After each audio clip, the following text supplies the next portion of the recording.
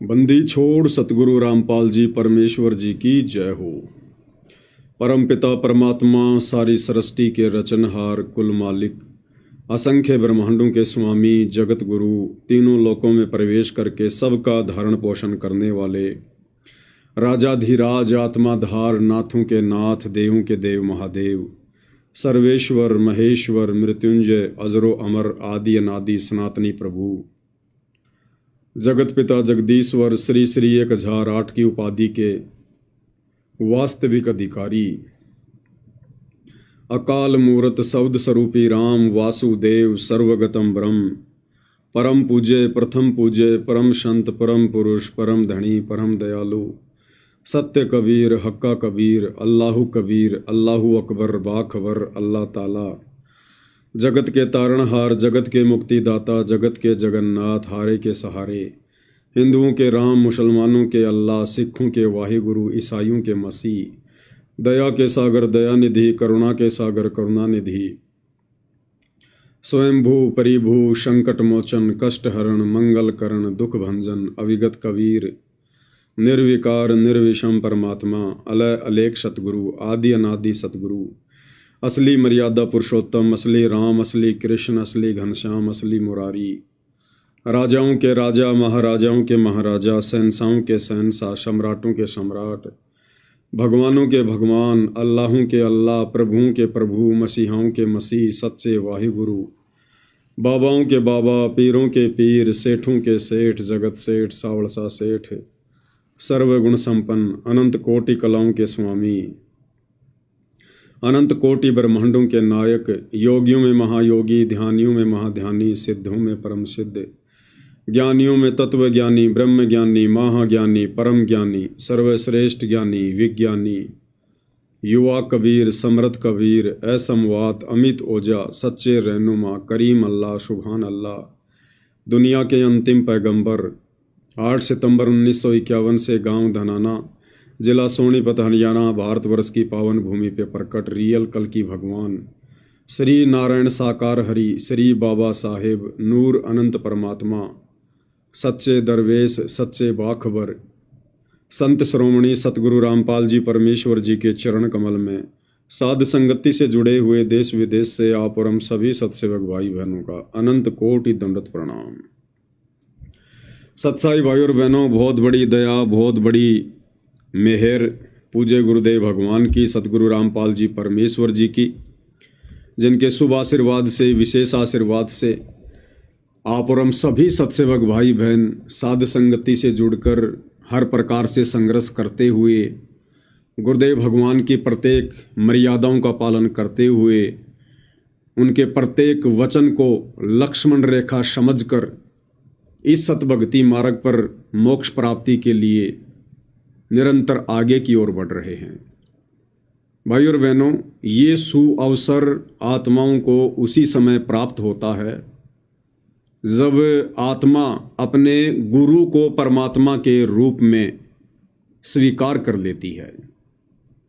जब तक ये आत्मा गुरु को परमात्मा नहीं मानती है, केवल अपने जैसा मानुष मानती है, माँ के गर्भ से जन्म लेकर आया हुआ एक व्यक्ति मानती है, तब तक भाई और बहनों परमेश्वर जी के द्वारा उन भगत आत्माओं का ज्ञान योग नहीं खोला जाता है, क्योंकि वो अयोग्य आत्मा होती है। इसलिए भाई और बहनों परमात्मा कहते हैं कि पिछले तप से होत हैं पूर्ण हंस मुराद, बाजी से राजी नहीं संतों नाल खुशाल, मल अखाड़ा जीतेंगे युगन युगन के माल। और ये सभी आत्माओं के वश की बात नहीं होती है, ये युगों युगों के संस्कार होते हैं आत्माओं के। तब कहीं जाकर परमात्मा ये दया करते हैं, ये रजा करते हैं, आत्मा का ज्ञान योग खोलते हैं, उसके हृदय में ये बात बैठाते हैं कि तेरे जैसा दिखाई देने वाला तेरा गुरु, तेरे जैसा 5 तत्व के हाड़ मांस के चोले वाला एक इंसान नहीं, एक व्यक्ति नहीं है। ये परमेश्वर है, परमात्मा है, सारी सृष्टि का मालिक है। तो भाई और बहनों, ये परम सौभाग्य वर्तमान में इस पूरी पृथ्वी पर परमेश्वर रामपाल जी के केवल चंद भक्तों को ही नसीब है, उन्हीं को प्राप्त है। यानी साध संगति से जुड़ी हुई जो आत्माएं हैं, जिन्हें सत्सेवक भाई बहन कहते हैं, केवल वही आत्माएं वर्तमान में ज्ञान को आधार बनाकर अपने गुरु को परमात्मा के रूप में देखकर इस भक्ति मार्ग पर आगे की ओर बढ़ रही हैं।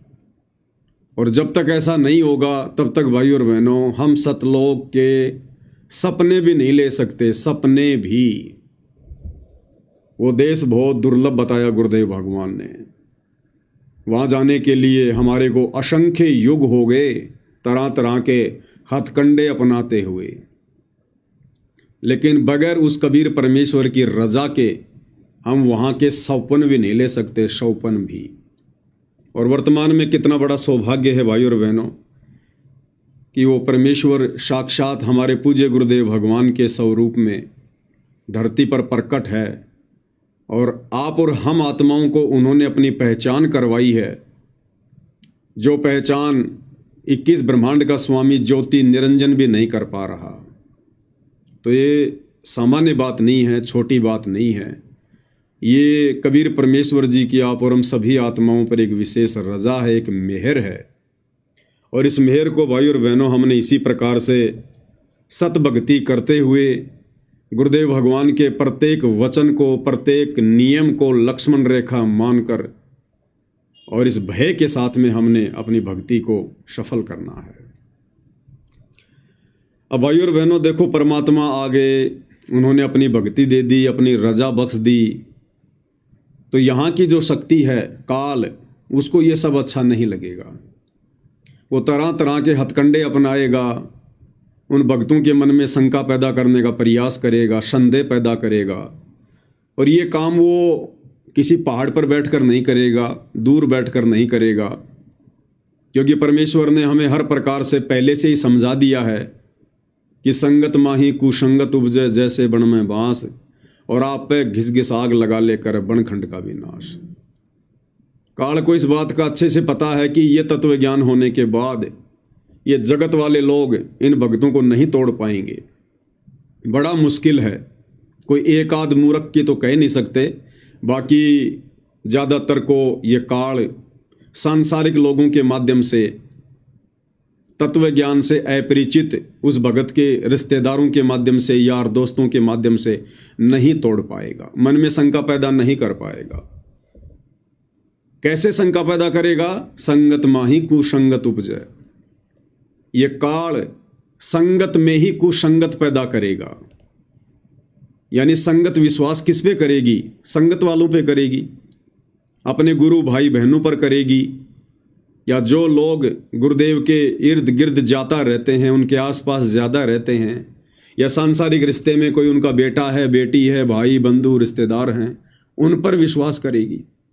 तो काल ने भाई और बहनों इस कलयुग की बिचली पीढ़ी में अपनी सूक्ष्म चाल चलते हुए यही तरीका अपनाया है कि संगत माही कुसंगत उपजे जैसे बन में बांस, आप घिस घिस आग लगा दे कर बनखंड का विनाश। तो परमेश्वर जी ने जो बगीचा तैयार किया था सन 1994 से 2014 तक, उस बगीचे में तो इस काल बली ने सतगुरुदेव भगवान के कलयुगी परिवार को निमित्त बनाकर, इन कोऑर्डिनेटरों को निमित्त बनाकर पूरी तरह से आग लगा दी है।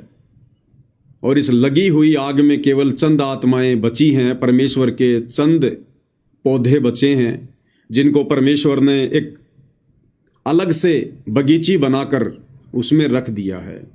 और उस बगीची का नाम है साध संगति, और उन पौधों का नाम है सतसेवक। लेकिन काल को यहाँ भी संतोष नहीं है, वो छोटी बगीची को भी बदनाम करना चाहता है, बर्बाद करना चाहता है, उन पौधों को भी उखाड़ना चाहता है। लेकिन ये संभव नहीं है, क्योंकि अब की बार जो बगीची लगाई है वो बगीची स्वयं कबीर भगवान ने, सारी सृष्टि के मालिक ने, सतगुरु रामपाल जी परमेश्वर जी ने बहुत ही सोच समझ कर लगाई है। और उस बगीची को अपना स्पेशल उन्होंने प्रोटेक्शन दिया है, एक सिक्योरिटी दे रखी है। तो यहाँ पर काल की दाल अब नहीं गलेगी। हाँ, कोशिश तो करेगा, कोशिश तो करेगा और संगत वालों के माध्यम से ही करेगा और कर भी रहा है। वैसे तो 90% भगत भाई जो साध संगति से जुड़े हुए हैं वो समझ चुके हैं, पहचान चुके हैं कि अगर अपनी आत्मा का कल्याण करवाना है तो चुपचाप मर्यादा में रहकर गुरुदेव के चरणों में पड़े रहकर अपनी भक्ति सफल करो। ये बकवाद करते हुए, निंदा चुगली करते हुए, मनमुटाव करते हुए, राग द्वेष ईर्ष्या मन में पालते हुए हमें असंख्य युग हो गए हैं, कुछ भी हाथ नहीं लगा। और अब हमने इन सभी चीज़ों को समाप्त करना पड़ेगा, अन्यथा परमेश्वर की वाणी है कि राग द्वेष नहीं करना रे, उस दरगाह बीच लेखा भरना रे। तो ज़्यादातर भाई बहनों के तो समझ में आ चुकी है, वो तो बिल्कुल मृत प्राय जैसी स्थिति में आ चुके हैं। जैसे जैसे भक्ति बढ़ती चली जाती है वैसे वैसे फलदार पौधा नीचे की ओर झुकना शुरू हो जाता है। लेकिन कुछ एक बंबू हैं, कुछ एक बांस है भाई और बहनों, और बांस की आदत होती है सीधा खड़ा होना। तो ऐसे ही हमारे एक साध संगति से बाहर निकले हुए एक हमारे भगत हैं दर्शन दास जी। कुछ दिन पहले दास ने उनका एक लाइव वीडियो देखा, वैसे ही चल रहा था, दास अपनी तारीख पर गया हुआ था। तो दोपहर के समय उनका एक लाइव आया हुआ था 26 तारीख को, 26 अगस्त को। तो दास ने वो थोड़ा सा देखा। मेरे साथ में जो भगत जी थे उन्होंने कहा कि भगत जी देखो क्या बकवाद कर रहा है, बिल्कुल ही बुद्धि भ्रष्ट हो चुकी है, इनकी काल बैठा है। तो दास ने कहा कि भाई क्या कह रहा है, क्या समाचार दे रहा, थोड़े से हमें भी सुना दो। तो उन्होंने कुछ एक बातें बताई। तो एक बात को लेकर वो भाई संगत को भ्रमित कर रहा था, अपना मनमाना आचरण संगत पे थोप रहा था और हवाला दे रहा है गुरुदेव भगवान का, गुरुदेव के सत्संगों का। ये देखो इनका एक और मनमाना आचरण। और क्या मनमाना आचरण? इस पवन दास ने सत्सेवकों के घरों में आदरणीय गरीबदास जी की 50 घंटे की वाणियाँ जो सतगुरु रामपाल जी ने अपने मुखार विंद से बोलकर भेज रखी हैं, उन वाणियों को एक मेमोरी कार्ड में डालकर और हजारों सत्सेवक भाई बहनों के घरों में पहुंचा दिया है। और सभी सत्सेवकों के घरों में वो वाणियाँ 24 घंटे चलती है। और फिर कह रहा कि ये वाणियाँ 24 घंटे नहीं चलानी चाहिए, ये वाणियाँ ऐसे नहीं चलनी चाहिए घरों में। तो क्या जंगल में चलनी चाहिए? तो क्या शमशान घाट पे स्पीकर लगा के रख दो? कह रहा कि कौन सुनता है 24 घंटे वाणियाँ? तुम वाणियों को लगा के दरबार में रख देते हो, कहीं भी रख देते हो। ये वाणियों का अपमान हो रहा है, परमात्मा की बेइज्जती हो रही है, परमात्मा का अपमान हो रहा है। अगर आप नहीं सुन रहे हो तो आपने वाणियाँ चला के नहीं छोड़नी चाहिए। पहले आपको छोटा सा उनका प्रवचन सुना देते हैं भाई और बहनों, जो कि रेफरेंस दे रहे हैं सतगुरुदेव जी के सत्संगों का और अपना खुद का मनमाना आचरण संगत के ऊपर थोप रहे हैं। क्योंकि बीच बीच में आप भाई बहनों को सचेत करना बहुत ज़रूरी होता है।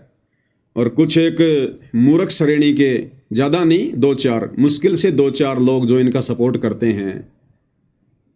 क्योंकि भाई और बहनों, जब काल किसी की बुद्धि पर बैठता है तो वो अपने जैसे ही विचारों वाले व्यक्तियों को ढूंढता है और ऑटोमेटिक उसके साथ में वैसे लोग जुड़ते चले जाते हैं।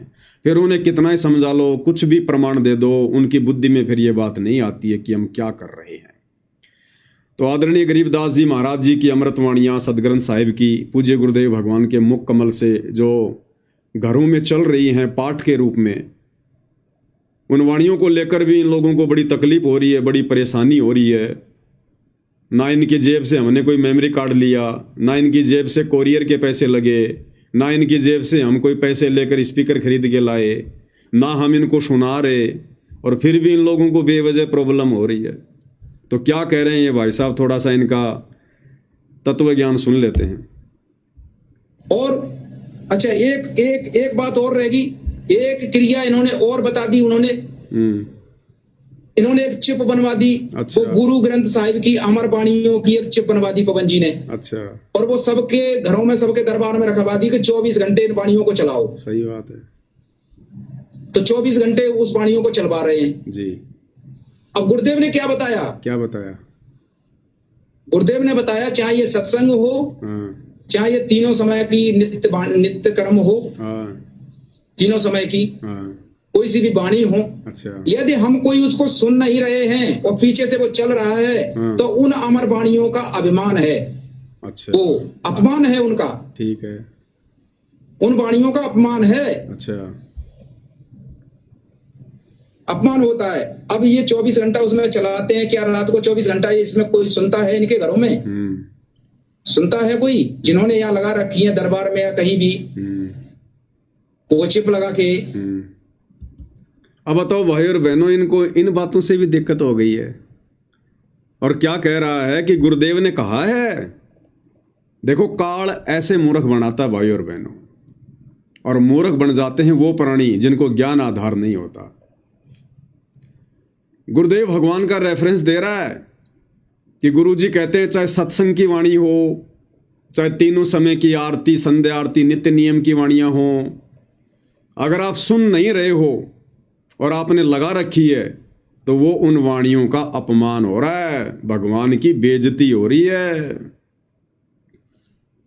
और क्या कह रहा है? गुरुजी ने कहा है। अब इसने सत्संग तो दिखाया ही नहीं कि गुरुजी ने कौन से सत्संग में कही है ये बात,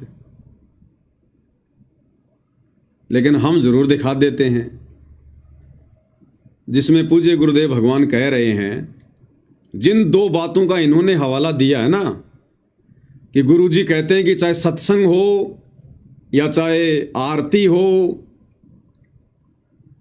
उनको चला के नहीं छोड़ना चाहिए अगर आप नहीं सुन रहे हैं तो, वरना उनकी बेइज्जती हो जाएगी। अब गुरुदेव इन्हीं दो बातों के बारे में क्या कह रहे हैं? परमात्मा तो ये कह रहे हैं कि बच्चों, चाहे ये सत्संग हो या चाहे ये तीनों समय की आरती हो, अगर इनको चलाने के बाद में अगर आपको नींद भी आ जाती है, किसी कारण से यदि आप सो भी जाते हो, तो भी ये आपके पाप कर्मों का नाश करती है ये वाणी। यानी भगत के सोने के बाद भी ये वाणियां उसके शरीर के ऊपर काम करती हैं। ये परमेश्वर की अमर वाणियां हैं, अमृत वाणियां हैं। तो गुरुदेव क्या कह रहे हैं और भाई साहब बिल्कुल उसके उल्टा प्रचार कर रहे हैं, और फिर कहते हैं कि हम ज्ञान आधार से बातें कर रहे हैं। अब गुरुदेव भगवान क्या कह रहे हैं भाई, वो भी सुन लेते हैं। तो उस परमात्मा के वचन में, परमात्मा की वाणी में इतनी शक्ति है कि वो ना सुने, चाहे वहां वैसे बैठा रहे, और चाहे वो सो भी ज्यादा, आरती चल रही हो, बाल जैसे कोई लेट गया, नींद आ गई, चलो लेट जा, सत्संग चल रहा है तो बैठ गया, बैठा रहे, चाहे कुछ भी सोचता रहे, ना सुने, चाहे दूसरे कमरे में बैठ जा लेकिन कानों में ये सुनती हो, तो वहां भी असर करेगी ये वाणी। उसके शरीर के पाप को, अंतःकरण के वो पाप कट जाएंगे जो ज्ञान यज्ञ से कटने होते हैं। अब बताओ भाई और बहनों, परमात्मा क्या कह रहे हैं, और परमात्मा का ही हवाला देकर ये लोग उल्टा ज्ञान प्रचार कर रहे हैं। अरे भाई, ये अमृत वाणियां हैं, पाठ प्रकाश की वाणियां हैं। सत्संग अलग चीज है, तीनों समय की आरती अलग चीज है, और जो ये सदग्रंथ साहिब की वाणियां है ना, ये अलग चीज हैं। ये वाणियां हमारी आत्मा के पाप कर्मों के मैल को साफ करती हैं, काटती हैं ये। अच्छा, वाणियों को हम क्या सुनेंगे भाई ध्यान से बैठकर, जब हमें वाणियों के खुलासे का ही नहीं पता, ना परमात्मा ने सदग्रंथ साहिब का खुलासा कर रखा।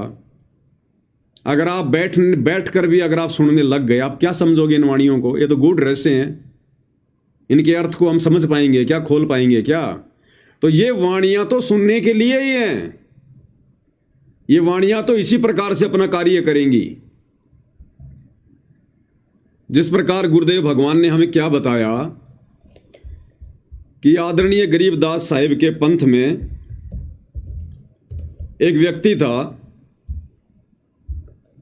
और उस व्यक्ति ने गरीबदास जी की कुछ वाणियों को सिद्ध कर लिया।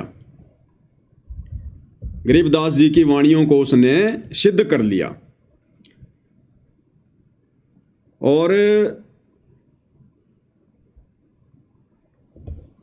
उसमें से एक वाणी उसने सेलेक्ट कर ली, जिसको कहते हैं गारुड़ू मंत्र, गारुड़ू मंत्र, और लाखों बार उसका जाप करके उसको सिद्ध कर ली।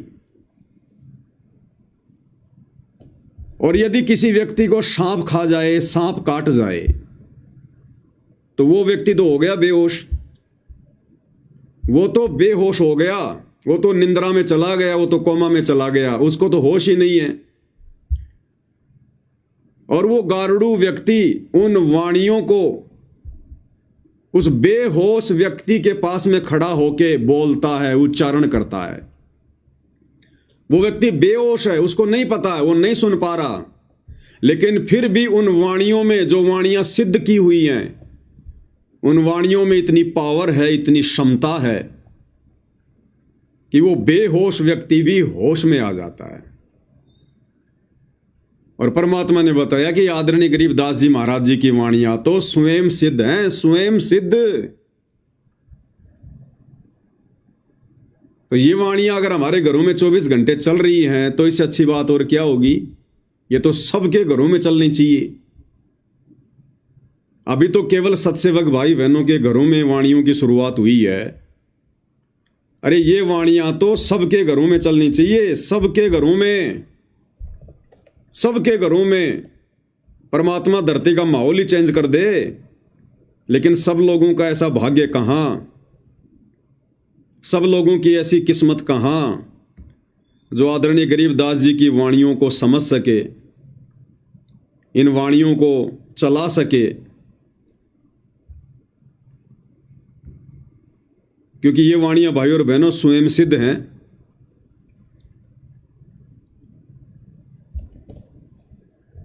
और ये वाणियां 24 घंटे हम सत्सेवक भाई बहनों के घरों में चल रही हैं।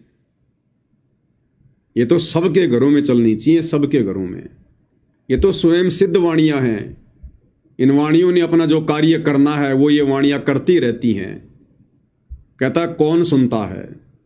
अरे शरीर सोता भाई, आत्मा थोड़ी सोती है। और ये आत्मा की खुराक है। ये वाणियां कोई शरीर की खुराक थोड़ी हैं। ये वाणियां तो आत्मा की खुराक हैं। और आत्मा कभी सोती नहीं है। हम सो जाते हैं, ये शरीर निढाल हो जाता है, तो भी आत्मा अपना कार्य करती है। और मान लो अगर हम भी नहीं सुन रहे तो 84 लाख प्रकार की जीव योनियां भाई, उस घर में मक्खी भी है, मच्छर भी है, सूक्ष्म जीव भी है, छिपकली भी है, घर के आंगन में कोई गाय भैंस भी है, कोई ऊंट भी है, कोई बैल भी है। सब सुनते हैं इन वाणियों को। पेड़ पौधों पे भी इन वाणियों का असर होता है जो नहीं सुन रहे। अब बताओ पेड़ के कौन से जो है कान होते हैं? पेड़ के तो कान नहीं होते ना। लेकिन गुरुदेव ने क्या बताया? पेड़ पौधों पर भी ये वाणियां अपना असर करेगी। अब बताओ भाई और बहनों, अब इन भाइयों को कौन समझाए? बस इन्होंने तो अपनी वो राग द्वेष ईर्ष्या वाली जो इच्छा है वो पूरी करनी है। कुछ भी बोलना है, ऊट पटांग कुछ भी बोल देना है। अब गुरुदेव के सत्संगों का हवाला दे रहा है कि वाणी अगर कोई नहीं सुन रहा है तो वाणियां नहीं चलानी चाहिए, वाणियों की बेइज्जती होती है। और गुरुदेव कह रहे हैं वाणी चलाकर, आरती चलाकर अगर आप सो भी जाते हो तो भी ये वाणियां अपना काम करती हैं। बताओ, बिल्कुल एकदम सरासर झूठ बोल रहा है। तो भाई और बहनों, इन लोगों के अंदर वो ईर्ष्या भावना बहुत तेजी से अपनी जगह बना रही है और एक दिन इनको थोतला कर देगी, इनको खोखा कर देगी। तो हमने इन लोगों की बातों पे ज़्यादा ध्यान नहीं देना चाहिए। परमेश्वर ने हमें किस प्रकार से आदेशित किया है, निर्देशित किया है। दास उनके सत्संग सुनाकर या भाई बहनों को कोई बात बताता है, मनमाना आचरण आपके ऊपर नहीं थोपता है। तो ये परमेश्वर की वाणियां, ये तो घर घर में चलाने के लिए दी है परमात्मा ने, घर घर में। एक तो आदरणीय गरीबदास जी की वाणियां, ऊपर से पूर्ण ब्रह्म परमेश्वर सतगुरु रामपाल जी के मुखारविंद से उच्चारित, ये तो हमारे पाप कर्मों को भस्म कर देंगी, भस्म। और बाकी संगत ये नहीं सुन रही, मर्यादा में रह के भक्ति नहीं कर रही, तभी तो उनके सिर पे काल बैठा हुआ है। नहीं तो ये भक्ति का समय है। बकवाद इस समय हमारे आसपास भी नहीं फटकनी चाहिए, आसपास भी। तो सत्सेवक भाई बहन इन वाणियों को अपने अपने घरों में चला के रखते हैं। और जब सत्सेवक भाई बहन गुरुदेव भगवान का कोई सत्संग सुनते हैं तो वाणियों की आवाज को बिल्कुल धीमा कर देते हैं, 1 नंबर पे कर देते हैं, ताकि वाणियां हमें डिस्टर्ब ना करें। या वाणी वाले स्पीकर को सत्संग सुनने वाली जगह से हटाकर कोई दूसरे रूम में रख देते हैं, या फिर हम उनको बंद कर देते हैं। कोई जरूरी थोड़ी है कि हम अगर एक बार हमने वाणी चला दी तो 50 घंटे तक नॉन स्टॉप चलेंगी? नहीं। हम कोई पाठ प्रकाश थोड़े कर रहे हैं जो वाणियां बीच में नहीं टूटनी चाहिए। ये तो एक ज्ञान यज्ञ है। वाणियों का अपना असर है जो होता रहेगा, क्योंकि शब्द कभी खंड नहीं होता और ये शब्द ब्रह्मांड में जाता है और ऊपर जाकर अपनी एक परत बना लेता है। फिर उस शब्द का वैसा प्रभाव नीचे सभी प्राणियों पर पड़ता है। इससे धीरे धीरे वातावरण बदलता है, माहौल बदलता है। तो जब जब हम सत्संग भाई बहन गुरुदेव का सत्संग सुनते हैं या तीनों समय की आरती करते हैं या सुमरण करते हैं, तो या तो हम इन वाणियों को बंद कर देते हैं या बिल्कुल एक नंबर पे स्लो करके हम उस जगह से दूसरी जगह पर उस स्पीकर को रख देते हैं या हम उसको कुछ समय के लिए बंद कर देते हैं। इसमें क्या दिक्कत है? और अब तो हमें ऐसी आदत पड़ चुकी है, अगर हमारे घरों में धीरे धीरे मंद मंद आवाज में अगर ये परमेश्वर जी की वाणियां नहीं चलती हैं तो हमें तो ऐसा लगता है जैसे शमशान घाट है। हमें अच्छा सा ही नहीं लगता। इसलिए धीरे धीरे परमेश्वर की वाणियां चलती रहती हैं। रात को बड़े अच्छे से नींद आती है और ना जाने रात्रि में परमेश्वर हमारे कितने पाप कर्मों को हटा देते हैं, हमारी आत्मा का कितना मैल परमात्मा झाड़ देते हैं, क्योंकि ये स्वयं सिद्ध वाणियां हैं, परमेश्वर की वाणियां हैं। अब काल नहीं चाहेगा भाई और बहनों की ये वाणियां आत्माएं सुने, इन वाणियों को अपने घरों में चलाएं, वो नहीं चाहेगा। इसलिए संगत माही कुसंगत उपजे, जैसे बण में बास, आप घिस घिस आग लगा देकर बनखंड का विनाश। तो सतलोक आश्रम मैनेजमेंट हरियाणा वालों के वहां तो इस काल का दाव लग गया। लाखों को इसने भ्रमित कर दिया, मर्यादा तोड़वा दी, सारे उल्टे भक्ति विरुद्ध कर्म करवा दिए। और अब इसने साध संगतियों में धीरे धीरे एंट्री मारनी शुरू की है। तो भाई और बहनों, साध संगतियों में इसकी दाल नहीं गलेगी। यहाँ तो परमेश्वर के ज्ञान आधार से आत्माएं जुड़ी हैं, देखा देखी में भेड़ चाल वाली आत्माएं नहीं हैं। अगर कोई देखा देखी में भेड़ चाल में जुड़ता है तो ज़्यादा दिन वो साध संगति रूपी खूटे से बंध के नहीं रहता। परमात्मा उसका खूटा उखाड़ देते हैं और वो वहाँ से भाग जाता है। तो भाई और बहनों, हमने तो हर स्थिति में गुरुदेव भगवान के ज्ञान को आधार बनाकर ही आगे बढ़ना है। साथ में भाई और बहनों,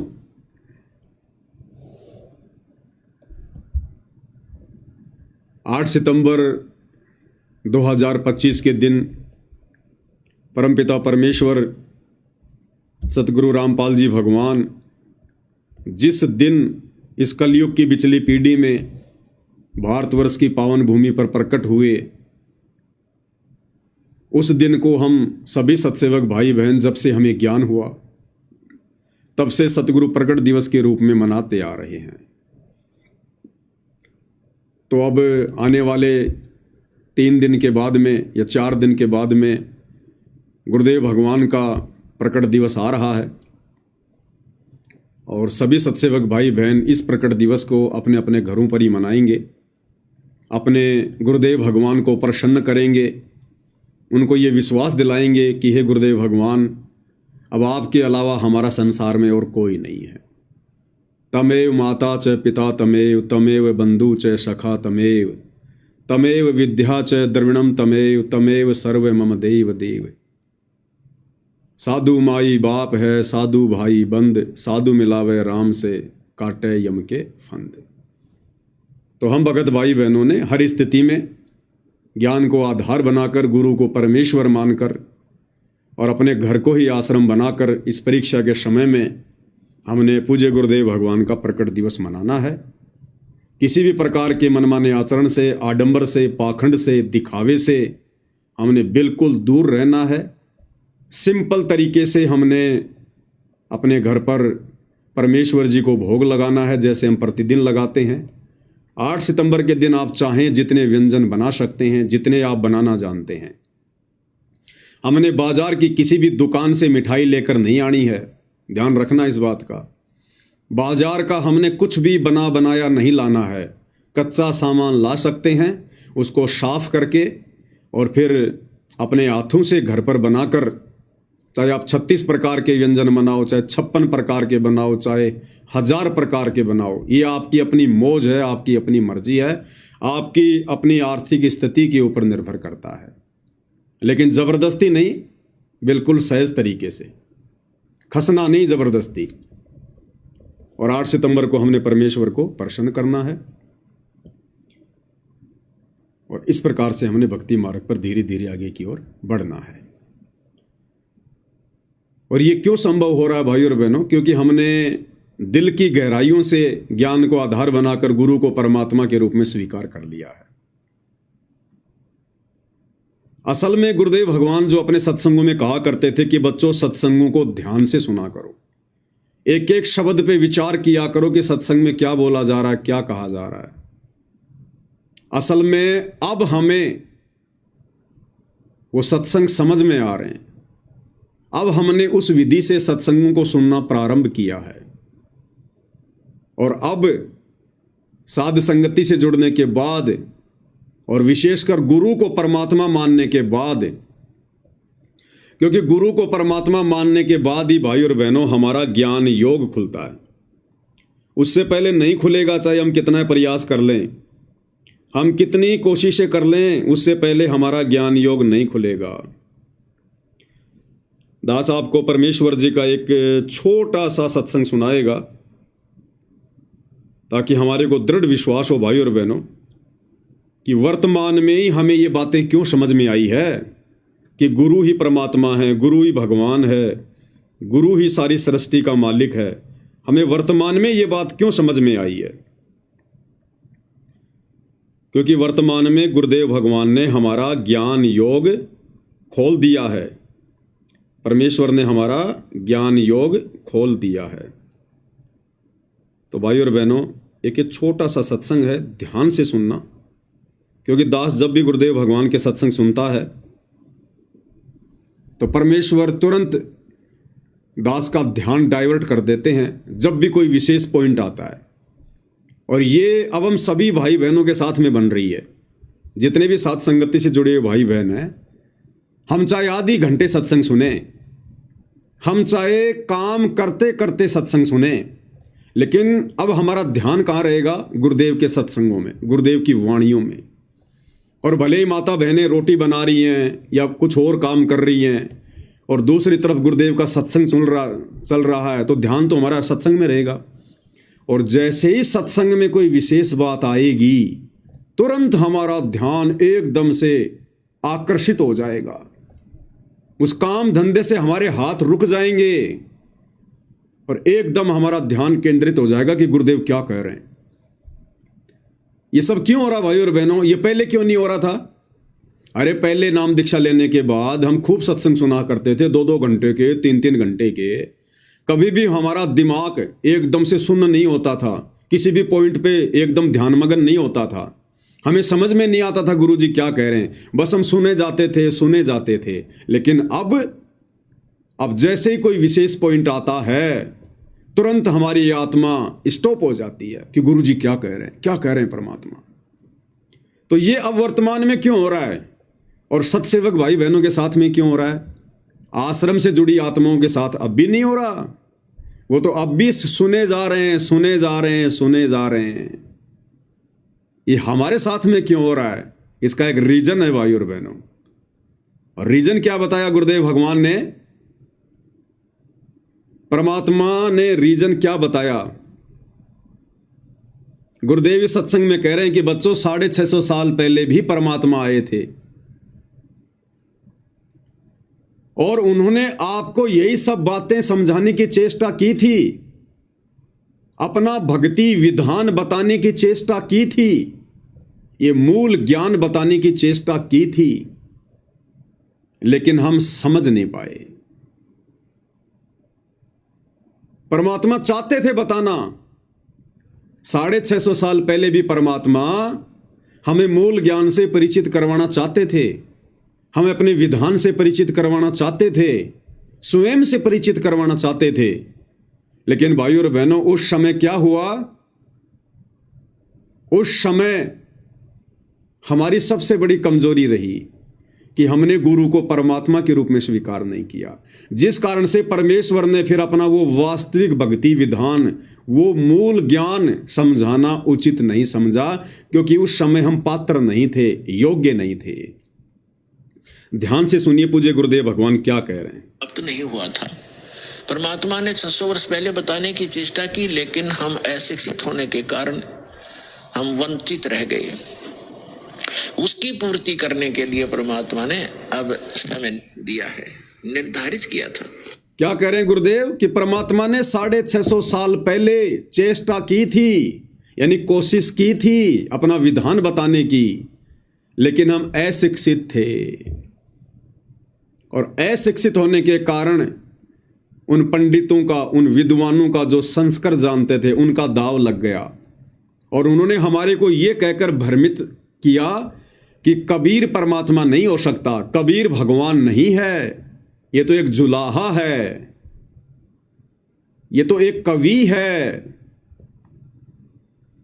और ये अशिक्षित है, ये क्या जाने वेदों को, ग्रंथों को, ये क्या जाने सृष्टि रचना को, ये क्या जाने भक्ति की बातें। तो उन पंडितों के इस प्रकार बहकाने से भाई और बहनों, हम लोगों ने यही मान लिया कि भाई बात बिल्कुल सही है, कबीर जी तो अनपढ़ हैं, अशिक्षित हैं और कबीर जी तो केवल हमारे गुरु जी हैं। हमने उनको परमात्मा नहीं माना, भगवान नहीं माना, जिस कारण से परमेश्वर ने हमें वो भेद नहीं दिया, वो वास्तविक शास्त्र अनुकूल भक्ति विधान नहीं बताया। अभी आपने सुना ना क्या कह रहे हैं गुरुदेव कि 650 साल पहले भी परमात्मा ने बताने की चेष्टा की थी, चेष्टा की थी। ध्यान से सुनो, हमें प्राप्त नहीं हुआ था। परमात्मा ने 600 वर्ष पहले बताने की चेष्टा की, लेकिन हम अशिक्षित होने के कारण हम वंचित रह गए। उसकी पूर्ति करने के लिए परमात्मा ने अब समय दिया है। 650 साल पहले भगवान ने चेष्टा की थी अपनी पहचान करवाने की, हमें कंप्लीट भक्ति विधि बताने की, जिस भक्ति विधि को अपनाकर हम सतलोक जा सकते हैं, हमारा मोक्ष हो सकता है। लेकिन परमात्मा फिर बीच में रुक गए, स्टॉप कर दिया परमात्मा ने, क्योंकि ये शास्त्र अनुकूल वास्तविक सत भक्ति और ये विधि सतलोक जाने की परमेश्वर केवल उन्हीं आत्माओं को बताते हैं जो आत्माएं गुरु को परमात्मा के रूप में स्वीकार कर लेती हैं। और गुरु के रूप में, गुरु को परमेश्वर के रूप में भाई और बहनों आत्माओं ने वर्तमान में स्वीकार किया है,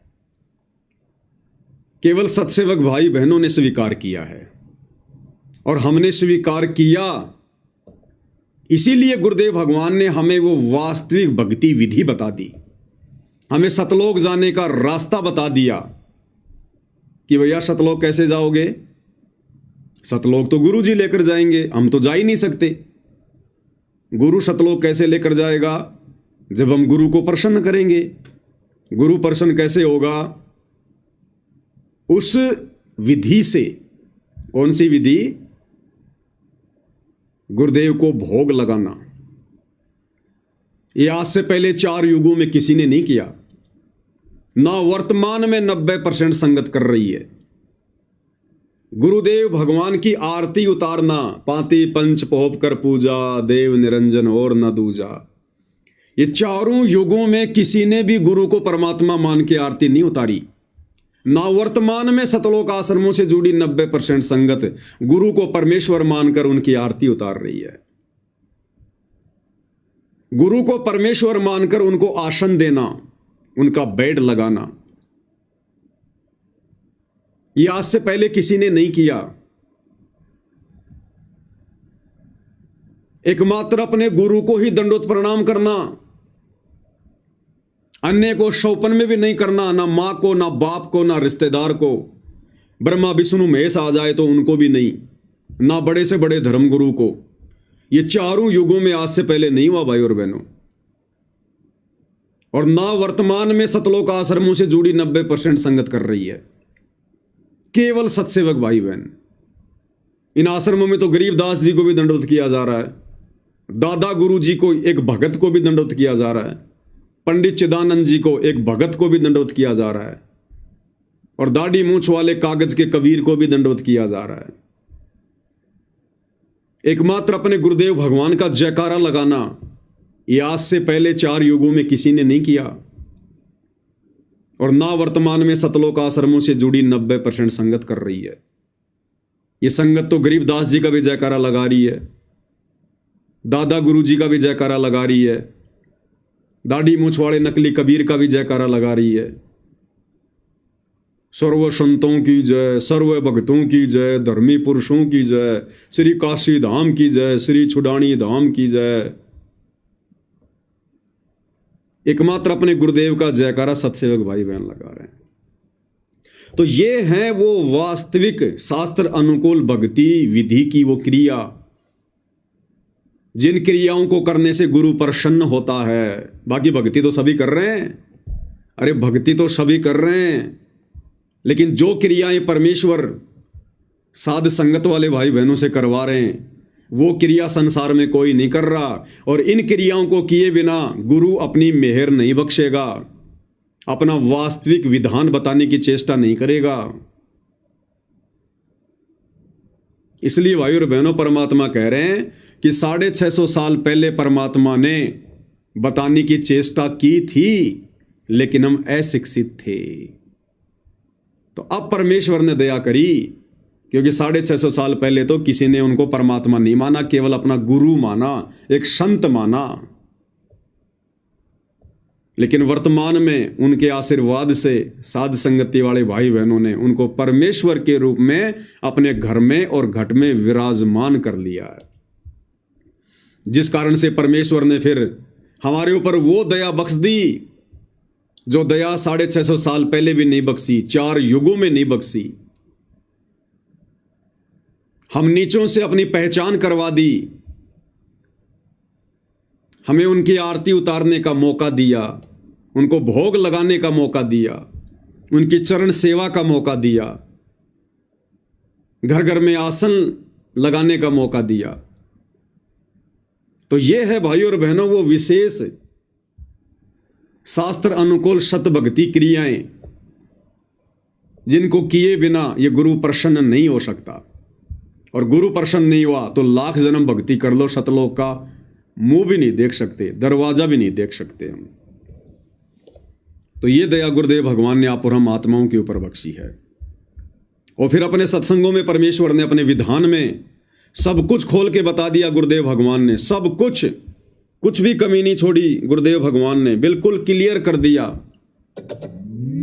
और बची खुची जो कसर है वो गुरुदेव ने इन सत्संगों के माध्यम से, क्योंकि अपना सारा का सारा भक्ति विधान परमेश्वर ने सत्संगों में डाल रखा है।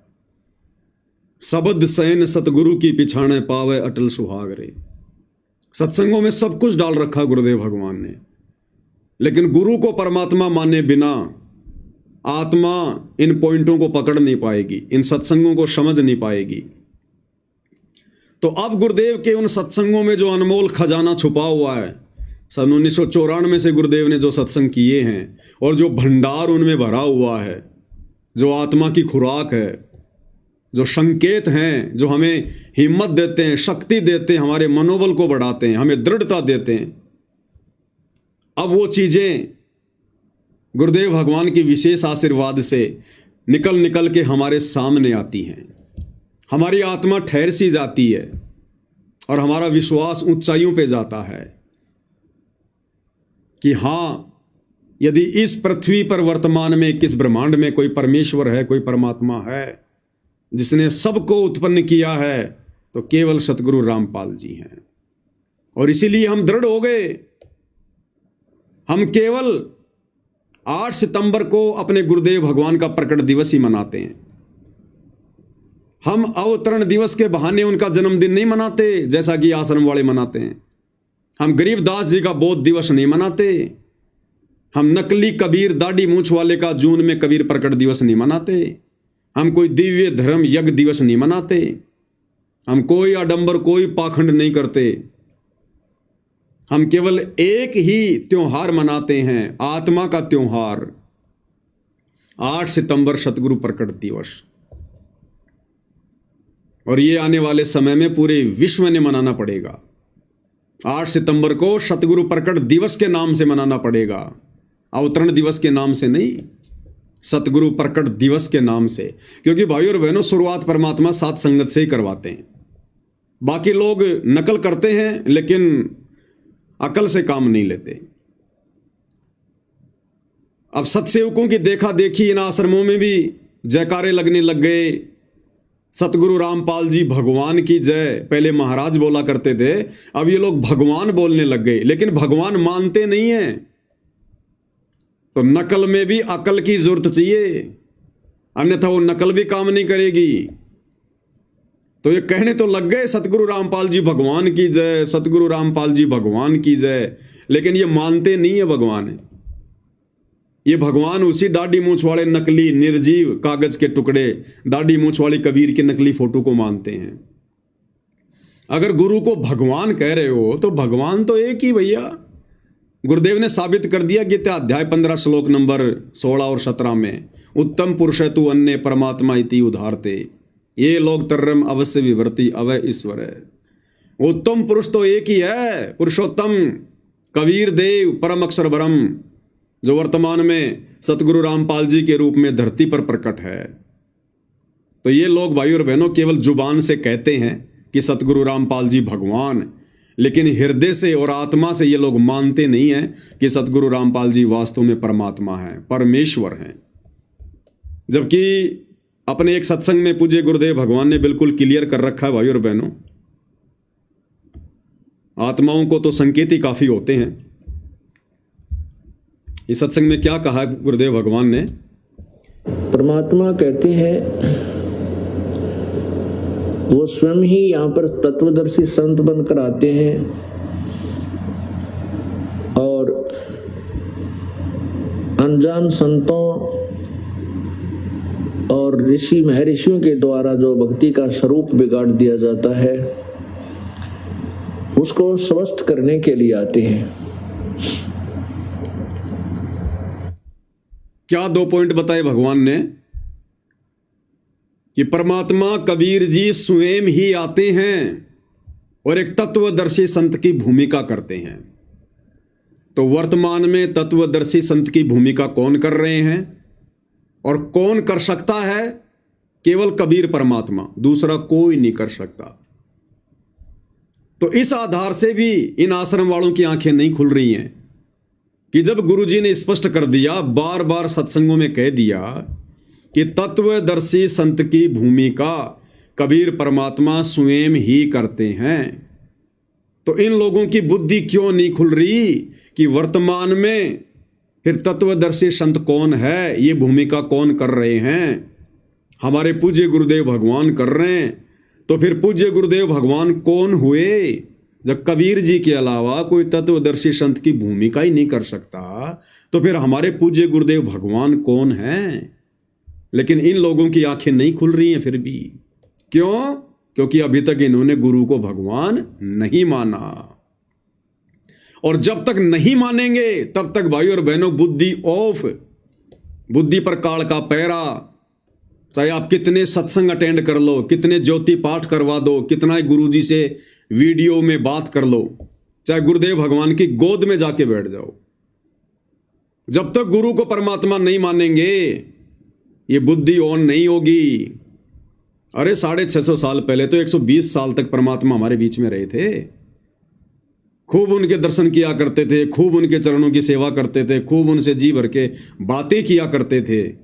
क्यों बुद्धि ऑन नहीं हुई? क्योंकि हमने गुरु को परमात्मा नहीं माना। और जब तक वर्तमान में भी नहीं मानेंगे, क्योंकि तरीका यही है, दूसरा तरीका नहीं है, तब तक ये बुद्धि ऑन नहीं होगी। और गुरु को परमात्मा मानोगे साध संगति की वीडियो देखकर, साध संगति से जुड़कर। दूसरा गुरु को परमात्मा मानने का कोई तरीका भी नहीं छोड़ा भगवान ने। लेकिन इन लोगों की आंखें नहीं खुल रही कि तत्वदर्शी संत की भूमिका वर्तमान में कौन कर रहे हैं, और कर रहे हैं तो तत्वदर्शी संत स्वयं ही कबीर भगवान होगा। दूसरा गुरुदेव ने क्या बताया कि परमात्मा के यहां आने का दूसरा कारण क्या होता है कि ये नकली संत, ये पंडित, ये विद्वान, ये भक्ति के मूल स्वरूप को बिगाड़ देते हैं। अपना मनमाना आचरण लोगों पर थोप देते हैं, कर्म कांड करवाने लग जाते हैं, शास्त्र अनुकूल भक्ति इन लोगों से दूर हो जाती है। तो परमेश्वर फिर से उस भक्ति के मूल स्वरूप को बताने के लिए, समझाने के लिए यहां स्वयं आते हैं तत्वदर्शी संत के रूप में। तो बताओ भाई, परमेश्वर रामपाल जी ने सन 1994 से अपने यथार्थ 13वें कबीर पंथ की शुरुआत की है। क्या उससे पहले कोई ऐसा साधु संत महात्मा जिसने भक्ति के मूल स्वरूप को सुधारने का प्रयास किया हो? कोई ऐसा साधु संत महात्मा आचार्य शंकराचार्य जो शास्त्र अनुकूल भक्ति विधि किसी को दे रहा हो, बता रहा हो? तो भक्ति के मूल स्वरूप को सन 1994 से किस महापुरुष ने सुधारना शुरू किया? इस बिगड़े हुए भक्ति के स्वरूप को किसने एक नया आकार देना शुरू किया? परमेश्वर रामपाल जी ने। तो ये काम परमात्मा कबीर जी के अलावा कोई दूसरा कर सकता है क्या? अगर कोई होता करने वाला तो उससे पहले करना देता। तो इस आधार से भी ये पहचान होती है कि परमेश्वर रामपाल जी स्वयं कबीर भगवान हैं। लेकिन फिर भी इन आश्रम वालों की आंखें नहीं खुल रही हैं। क्यों? क्योंकि ये गुरु को परमात्मा नहीं मान रहे हैं। वो स्वयं ही परमात्मा होते हैं, वो परम अक्षर ब्रह्म वो स्वयं है, वही संत रूप धारण करते हैं, वही संत रूप धारण करते हैं। आज हमारे गुरुदेव भगवान किस नाम से जाने जाते हैं? संत रामपाल जी। तो संत रूप कौन धारण करते हैं? कबीर जी, परमात्मा कबीर जी। तो वर्तमान में कबीर पंथ में, और वो भी यथार्थ 13वें कबीर पंथ में, कौन आए हैं? पूर्ण संत बनकर, परम संत बनकर। तो इस आधार से भी हमारी आंखें खुल जानी चाहिए कि परमात्मा स्वयं ही संत रूप धारण करते हैं हमें ज्ञान समझाने के लिए। परम भक्त की भी भूमिका करते हैं, और एक परम भगत की भूमिका भी परमात्मा कबीर जी स्वयं ही करके दिखाते हैं अपने भक्तों को समझाने के लिए। तो ये भूमिका किसने की भाई? साहिब से सतगुरु भये, सतगुरु से भये संत, और धर धर वेख विशाल अंग, वो खेल आदि और अंत। 17 फरवरी 1988 को आदरणीय गरीबदास जी के 12वें पंथ में प्रवेश करके अपनी वाणी के अनुसार, जो वाणी धर्मदास जी के माध्यम से 650 साल पहले कबीर सागर में लिखवाई थी कि 12वें पंथ हम ही चल आवें और सब पंथों को मिटाकर एक पंथ चलावें। तो परमात्मा ने तो 12वें पंथ में आना था भाई। परमात्मा तो अपनी वाणी का पक्का है, अपनी जुबान का पक्का है। अरे परमात्मा का विधान तो अटल है, फैल हो ही नहीं सकता। सत्संग में क्या कह रहे हैं गुरुदेव भगवान, लेकिन सत्संग लोग सुनते कहाँ हैं? अब पूज्य गुरुदेव भगवान क्या कह रहे हैं भाई और बहनों, हमारी आंखें खुल जानी चाहिए। ध्यान से सुनिएगा क्या कह रहे हैं कि परमात्मा जुबान का पक्का है। परमात्मा कौन? कबीर जी जुबान का पक्का है, उसका नियम अटल है, अटल। तो 650 साल पहले धर्मदास जी के माध्यम से कबीर सागर में ये वाणी किसने लिखवाई? अपनी जुबान से बोलकर ये वाणी किसने लिखवाई कि 12वें पंथ हम ही चल आवें और सब पंथों को मिटाकर एक पंथ चलावें? परमात्मा कबीर जी ने। तो आज क्या वो परमात्मा कबीर जी जो अपनी जुबान का पक्का है, क्या वो फैल हो जाएगा? क्या क्या कह रहे हैं परमेश्वर? जो जन मेरी शरण है ताका हूं मैं दास, और गेल गेल लाग्या फिरूं जब तक धरती आकाश। कहते एक बार जो मेरी शरण में आ गया और मेरे परम संत से नाम लेकर के भक्ति प्रारंभ कर दी, फिर वो चाहे विचलित भी हो गया, काम तो बढ़ गया उसका, क्योंकि जन्म घने और हो जाएंगे, फिर बाद में ब्रह्माटी घनी हो जाएगी, लेकिन वो समर्थ, वो जुबान का पक्का है, उसका कानून कभी डगमग नहीं होता, उसका नियम अटल है। वो अपने नियमानुसार फिर भी हमारे पीछे पीछे भटकता ही रहता है। तो क्या कह रहे हैं गुरुदेव कि वो समर्थ, वो परमात्मा जुबान का पक्का है, उसका विधान कभी डगमग नहीं होता, उसका नियम अटल है। तो जो परमात्मा जुबान का पक्का है, तो भाई क्या वर्तमान में भगवान की जुबान फैल हो गई क्या? जो 12वें पंथ में खुद ना आकर संत रामपाल जी को भेज दिया, क्या जुबान फैल होगी भगवान की? और जिस भगवान की जुबान फैल हो जाए फिर उसकी भक्ति से मोक्ष कैसे मिलेगा? तो इस आधार से भी हमें यह दृढ़ विश्वास होना चाहिए कि साध वचन पलटे नहीं चाहे पलट जाए ब्रह्मांड। 12वें पंथ हम ही चलावें, सब पंथों को मिटाकर एक पंथ चलावें। तो बिल्कुल एंड टाइम पे आए परमात्मा, ताकि हमारी याद बनी रहे, हम भगत भाई बहनों को विश्वास हो जाए। 17 फरवरी 1988 को आदरणीय गरीबदास जी के 12वें पंथ में उसी कबीर भगवान ने अपनी वाणी अनुसार कि 12वें पंथ हम ही चलावें, और 12वें पंथ में प्रवेश किया। 12वें पंथ समाप्ति की ओर था। 12वें पंथ के अंतिम गुरु आदरणीय राम देवानंद जी, जिन्हें हम अपना दादा गुरु कहते हैं, बिल्कुल एंड पॉइंट पर थे। वो 107 वर्ष की उम्र हो चुकी थी और परमेश्वर अपनी वाणी के अनुसार तुरंत आ गए। तो 17 फरवरी 1988 को परमेश्वर रामपाल जी ने, इस कबीर भगवान ने अपनी वाणी अनुसार, अपनी जुबान अनुसार, जो अपनी जुबान का पक्का है, 12वें पंथ में प्रवेश किया कि 12वें पंथ हम ही चलावें। और फिर सब पंथों को मिटाकर एक पंथ चलावें। फिर 6 साल उन्होंने एक परम भगत की भूमिका निभाई। अभी आपने सुना ना कि वो परमात्मा एक परम भगत की भूमिका भी निभाते हैं, तो मालिक ने परम भगत की भूमिका भी निभानी थी, परमेश्वर रामपाल जी ने। तो 1988 से 1994 तक 6 साल पूज्य गुरुदेव भगवान ने लीलामय तरीके से मुंह बोला गुरु बनाकर और एक परम भगत की भी भूमिका निभाई कि एक परम भगत में क्या लक्षण होते हैं। और फिर सब पंथों को मिटाकर एक पंथ चलावें। फिर 1994 में उन्होंने अपना यथार्थ 13वां कबीर पंथ शुरू कर दिया, सब पंथों को मिटाकर एक पंथ चलावें। तो ये परमात्मा अपनी जुबान का पक्का है।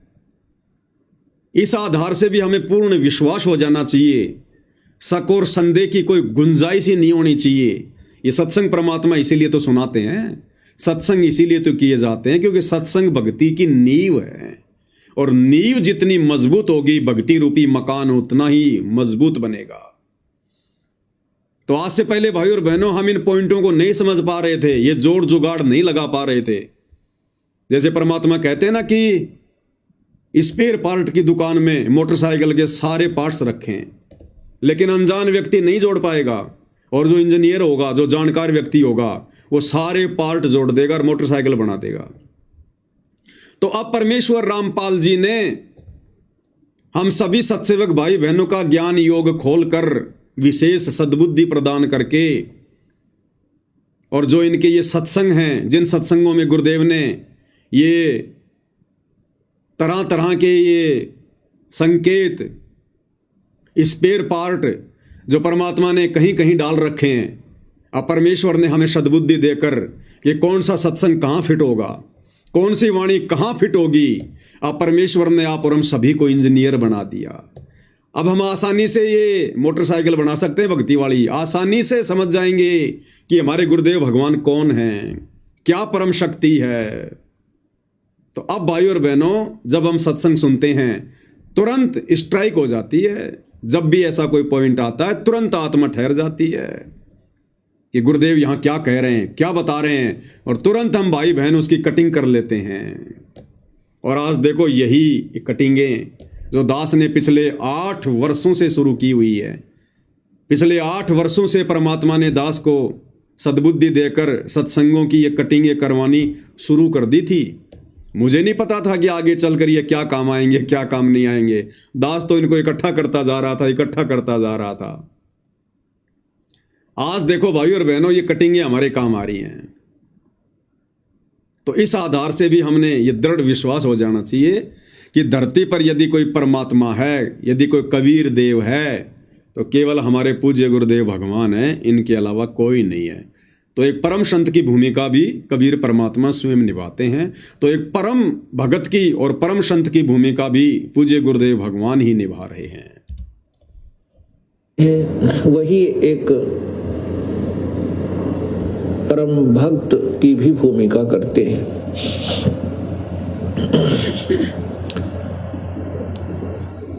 वो हमारे लिए एक उदाहरण छोड़कर जाते हैं। अपनी अमृतवाणी सौ संवेद अपने मुखारविंद से वो इस तत्व ज्ञान का उच्चारण करके और एक अनमोल वस्तु हमारे को प्रदान कर जाते हैं। उसी तत्व ज्ञान में अर्थात सौ संवेद में क्या कहते हैं? कबीर राम बुलावा भेजिया दिया कबीरा रो, जो सुख है संत के संग में वो बैकुंठ में न हो। जो सुख है परम संत के सत्संग में, उनके चरणों में, उनकी सेवा में, वो बैकुंठ में ना हो। यहाँ के स्वर्ग में, महास्वर्ग में भी वो सुख नहीं मिल सकता। किन आत्माओं को, जिन आत्माओं को ये तत्व ज्ञान समझ में आ जाता है। अब यदि भाई और बहनों, हम साथ संगति वाले भाई बहनों को जिस बैकुंठ में जाने के लिए, जिस स्वर्ग और महास्वर्ग में जाने के लिए लाखों लाखों साल सतयुग में, त्रेता में ऋषि महात्मा घर बार छोड़कर तपस्या किया करते थे, वहां जाने के लिए, फिर भी उनको नसीब नहीं होता था। यदि आज हमें उस बैकुंठ में बैठाया जाए, ना कि बैठाया जाए बल्कि हमें बैकुंठ का स्वामी बना दिया जाए, तो भी आप और हम भगत भाई बहन ठोकर मार के आगे निकल जाएंगे कि भैया भाड़ में जाओ, तुम्हारा बैकुंठ है। उससे गंदी जगह तो संसार में कोई दूसरी नहीं है। वो तो निरे कर्म फोड़ने की जगह है, कर्म फोड़ने की। अरे वो तो एक होटल है जहां हमारी खुद की भक्ति रूपी पूंजी खर्च होगी और दुनिया भर की बकवाद मिलेंगी वहां पर, जो बकवाद इस धरती पर नहीं है। जो बकवाद इस धरती पर नहीं है, वो बकवाद ऊपर स्वर्ग में, महास्वर्ग में।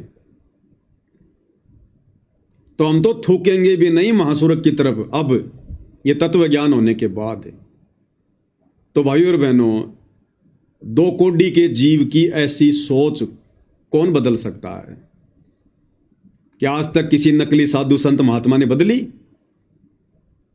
या कोई किसी को एक सरपंच बना दे, सरपंच बनाने की बात करे, आदमी पूरी जिंदगी उसके चरण धो पीने लग जाए कि अगर वो नहीं होता तो मैं सरपंच नहीं बनता। और क्या कर लिया सरपंच बन के? अपने कर्म फोड़ लिए। और यहां परमेश्वर ने हमें वो अनमोल ज्ञान दे दिया, वो अनमोल भक्ति मार्ग बता दिया, पांचवी मुक्ति का मार्ग बता दिया, सतलोक जाने का रास्ता खोल दिया। हमारी वृत्ति, हमारी इच्छा परमेश्वर ने यहां के महास्वर्ग से भी हटा दी। ये राम बुलावा भेजिया दिया कबीरा रोए, और जो सुख है सत्संग में वो बैकुंठ में ना होए।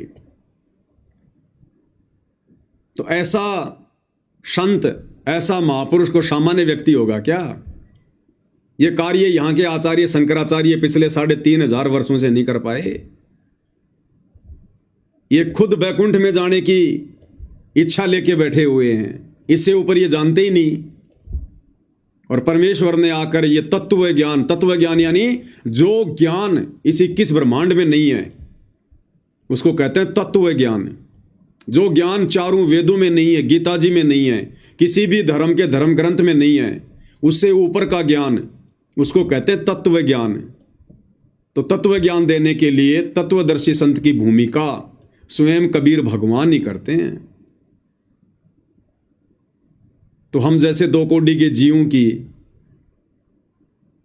जिनको गुरुदेव भगवान की शरण मिलने से पहले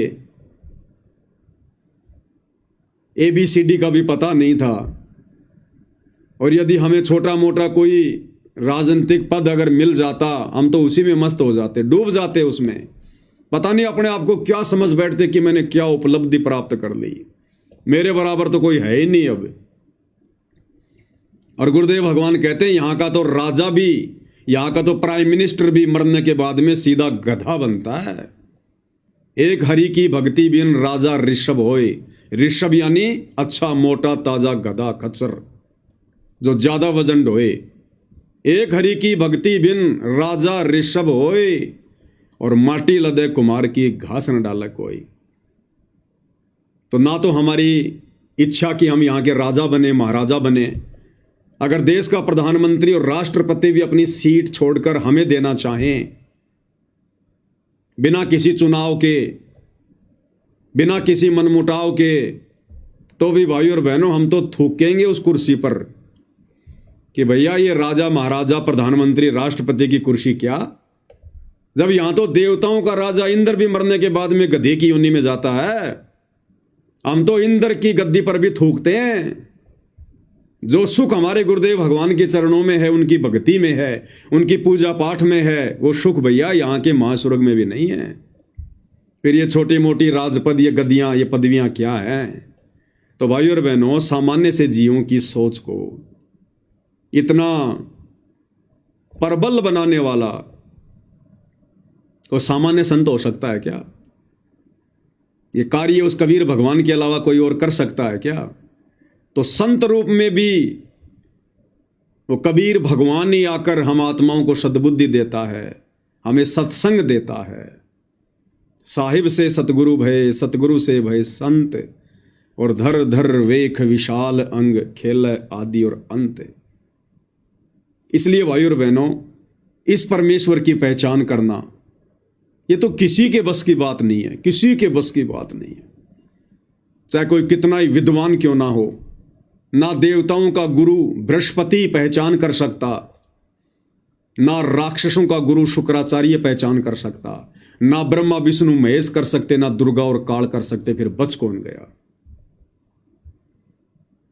और परमेश्वर कहते हैं जिन मिलते सुख उपजे, कि जिस परम संत के मिलते ही, जिनके दर्शन होते ही, जिनकी संगति में आत्मा निर्मल हो जाए, सारे विषय विकार हट जाएं, मन आनंदित हो जाए, कहते हैं जिन मिलते सुख उपजे और मिटे कोटि उपाद, हमारी करोड़ों बकवादें जलकर भस्म हो जाएं जिनकी शरण में आने से।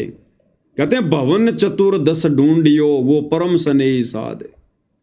कहते हैं ऐसे संत को तो अगर 14 लोकों में भी कहीं मिल जाए तो ढूंढ लेना चाहिए भाई। अगर वो ढूंढने से मिलता तो ब्रह्मा विष्णु महेश उसको पकड़ के बैठे होते। ये 88,000 ऋषि, 9 नाथ, 84 सिद्ध, ये तो मोक्ष के लिए भक्ति कर रहे हैं। अगर वो ढूंढने से मिल जाए तो आप और हम तो क्या ढूंढेंगे? वो तो विचरण करते रहते हैं ब्रह्मांडों में, वो तो कब का ढूंढ के अपने पास में बैठा लेते। 33 करोड़ देवी देवता नीचे आने नहीं देते अगर ढूंढने से भगवान मिलता तो भाई और बहनों, ये परमात्मा, ये परम संत अपनी रजा केवल अपने प्यारे बच्चों पर करता है, अपनी विशेष आत्माओं पर करता है।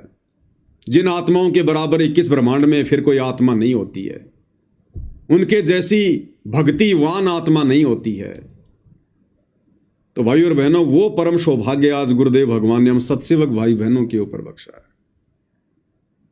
इनके तो लाखों शिष्य हैं, लाखों भगत हैं। गुरु जी तुम ना भूलियो चाहे लाख लोग मिल जाएं, और हमसे तुमको बहुत हैं पर तुम जैसे भगवान हमको नहीं। तो परमेश्वर ने कितनी बड़ी दया बख्शी, अपने लाखों भक्तों में से भी परमेश्वर ने हम सत्सेवक भाई बहनों को छांट के अलग किया है। तो भाई और बहनों, ये हमारे जन्म जन्मांतरों की सत भक्ति का, हमारे दान पुण्य का, हमारे तप, हमारे बलिदान और हमारी उन कुर्बानियों का आज परमेश्वर ने हमें सूत समेत, ब्याज समेत परमेश्वर ने आज हमारी झोली में डाल दिया। वो प्रतिफल जो हम युगों युगों से इस परमेश्वर की शरण में आकर भक्ति जो है करते आ रहे थे। तो अब यदि कोई आत्मा इतना सब कुछ प्राप्त होने के बाद अगर भक्ति से डगमग होती है, अगर अपने गुरु पर अविश्वास करती है, या गुरु ने हमें जो भक्ति क्रिया बता दी है भक्ति सफल करने के लिए कि बच्चों किसी से मनमुटाव मत करना, हमारा यहाँ कोई शत्रु नहीं, कोई हमारा मित्र नहीं है, किसी से राग द्वेष नहीं करना, राग यानी किसी से विशेष प्यार प्रेम नहीं करना, और द्वेष यानी किसी से मनमुटाव नहीं करना, निंदा बिंदा नहीं करनी, निंदा यानी किसी की चुगली करना, और बिंदा यानी व्यर्थ में किसी के विषय में उल्टा सीधा बोलना। तो अब हमने इनके प्रत्येक वचन पर खरा उतरना है। यदि कोई हमारे विचारों से सहमत नहीं है या हम किसी के विचारों से सहमत नहीं हैं, तो परमेश्वर का विधान कहता है कि उनसे दूरी बना लो। उनसे दूरी बना लो और अपनी भक्ति पर ध्यान दो।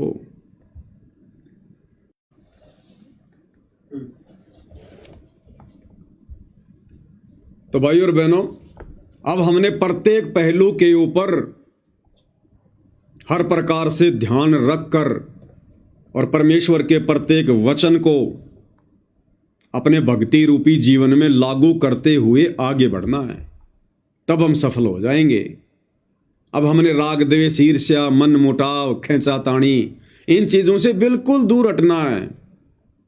हाँ, यदि परमेश्वर के मार्ग में कोई अज्ञान फैलाएगा, कोई पाखंड करेगा, कोई गंदगी फैलाएगा, हमारे भगत भाई बहनों को भक्ति मार्ग से भ्रमित करेगा, तो वहां हमारा बोलना जायज है और हम बोल भी रहे हैं और हम बोलते भी रहेंगे।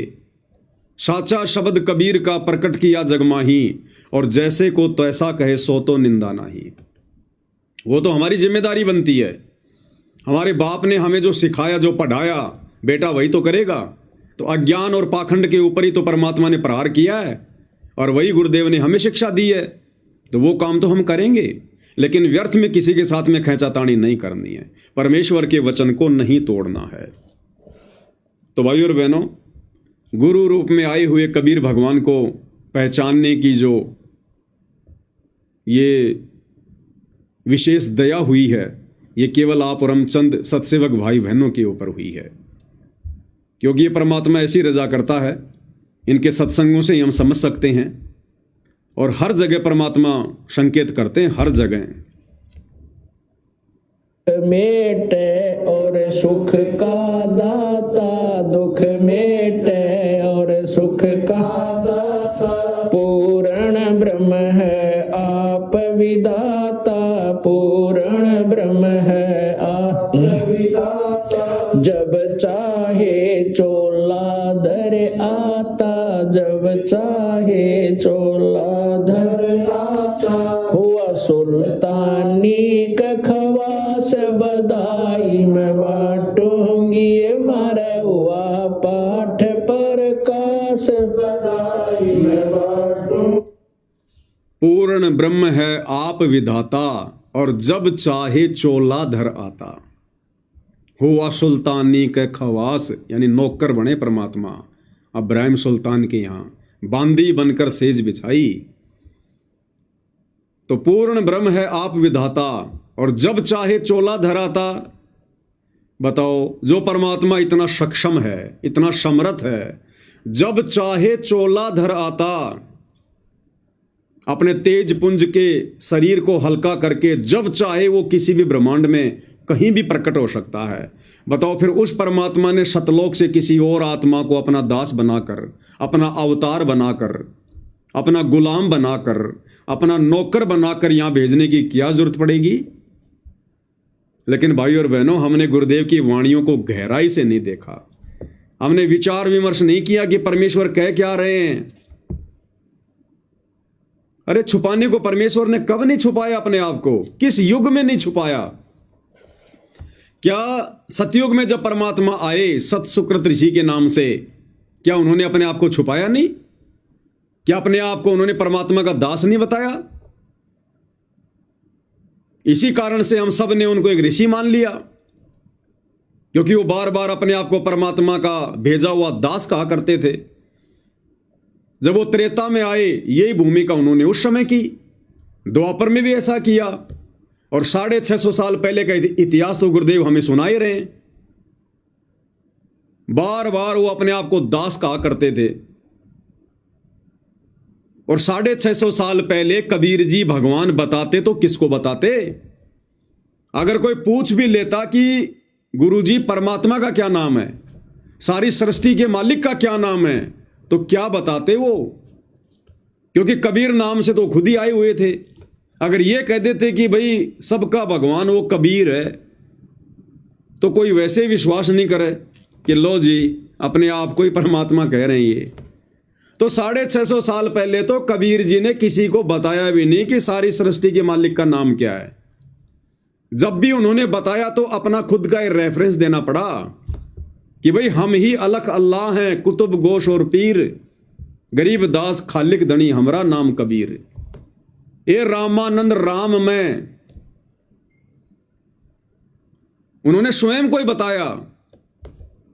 अगर कोई पूछता तो क्या बताते वो?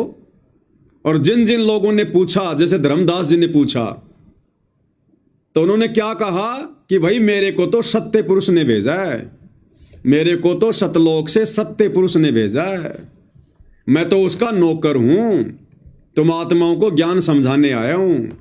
तो 650 साल पहले तो भगवान का नाम भी नहीं बताया करते थे। अगर मैं कहूंगा कि भगवान का नाम है कबीर तो लोग और ज्यादा चिढ़ेंगे, ये सत्संग भी सुनना बंद कर देंगे। तो ये भूमिका परमेश्वर ने अपने आप को छुपाते हुए भगवान का दास बताना ये चारों युगों में की है। तो वर्तमान में क्या अपने आप को सीधा सीधा कहेंगे कि मैं भगवान हूं, मैं परमात्मा हूं? नहीं कहेंगे। और पहचान भी करवा देंगे अपनी, और करवा दी सत्संगों के माध्यम से। हमारा ज्ञान योग खोलकर, हमें सद्बुद्धि देकर, क्योंकि बिना ज्ञान योग खुले हम नहीं पहचान सकते अपने जैसे व्यक्ति को कि यह भगवान हो सकता है। नित्य नियम में परमात्मा कहते हैं माया का रस पिए कर हो गए डामाडोल, और ऐसा सतगुरु हम मिला ज्ञान योग दिया खोल। तो सतगुरु अपने भक्तों का ज्ञान योग खोलता है, खोलेगा यदि कोई खुलवाना चाहेगा तो। कब खोलेगा? जब आप ज्ञान को आधार बनाकर गुरु को परमात्मा मान लोगे, तभी तो सत्सेवक भाई बहन इतने दृढ़ हो गए। आज अगर हमारे गुरुदेव भगवान और दुनिया जिस दाढ़ी मूंछ वाले नकली उस कबीर को, उस फोटो को देखकर जिसे कबीर भगवान मान बैठी है, अगर हमारे पूज्य गुरुदेव भगवान हमारे सामने वो दाढ़ी मूंछ वाला रूप बनाकर भी प्रकट हो जाएं तेजोमय रूप में, और कहें कि बच्चों मैं हूं कबीर, कबीर भगवान जिसकी महिमा तुम्हारे गुरु रामपाल जी दिन रात गा रहे हैं, चलो बच्चों सामने विमान खड़ा है, तो हम सत्सेवक भाई बहन तनिक भी भ्रमित नहीं होंगे, तनिक भी। और हम यही कहेंगे कि भैया आप कबीर जी हो, या आप मुनिंदर जी हो, या सतसुकृत ऋषि हो, या करुणामय जी हो, आप जो भी हो बहुत अच्छी बात है। हमारे घर पर आए हो तो संत का आदर करना हमें गुरुदेव ने सिखाया है। आप चाय पानी पीजिएगा, ठंडा गर्म पीजिएगा, दूध राम पीजिएगा, भोजन ग्रहण कीजिएगा, और उसके बाद अपने यथास्थान प्रस्थान कीजिएगा।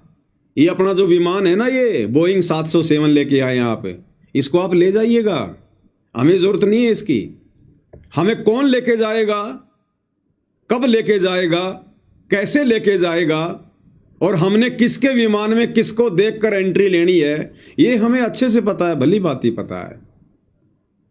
तो हमारी ये बातें सुनकर उस दाढ़ी मूंछ वाले भगवान को भी पसीने आ जाने चाहिए, तब जाकर सतगुरु रामपाल जी भगवान मेहर करेंगे हमारे ऊपर, तब जाकर इतनी दृढ़ता होनी चाहिए हमारे अंदर। और ये दृढ़ता भाई और बहनों परमेश्वर ने अपने बच्चों का ज्ञान योग खोलकर दे दी है।